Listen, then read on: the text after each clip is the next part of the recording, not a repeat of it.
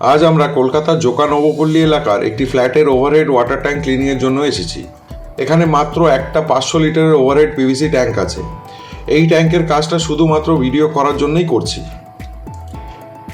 এই ট্যাঙ্কে আগে বোরওয়েলের জল ব্যবহার করা হতো এবং এটি প্রায় 15 বছর কোনোভাবেই ডিপ ক্লিন করা হয়নি, তাই ভিতরের ওয়ালে হার্ড স্কেলস তৈরি হয়ে গেছে। এই ধরনের হার্ড স্কেলস তৈরি হয়ে গেলে সেই ট্যাঙ্কগুলো 2 মাস কি 3 মাস অন্তর ক্লিন করা উচিত, যাতে ওই ট্যাঙ্কটাকে আবার তার স্বাভাবিক কন্ডিশনে ফিরিয়ে আনা যায়। যেমন এই ট্যাঙ্কে আয়রন স্কেলিং ছিল এবং এটা 3টে সার্ভিস করার পর তার নর্মাল কন্ডিশনে এসেছে।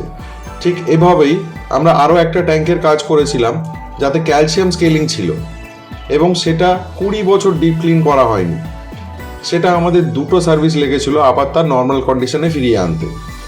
এই ভিডিওটা বানানোর মূল উদ্দেশ্য কাস্টমারদের এটা বোঝানো যে দীর্ঘ 8-10 বছর বা তার বেশি সময় ধরে যেসব ট্যাঙ্কগুলো ডিপ ক্লিন করা হয়নি সেগুলো সাধারণত একবারেই নর্মাল কন্ডিশনে আসে না, স্পেশালি যাতে বোরিংয়ের জল ব্যবহার করা হয়।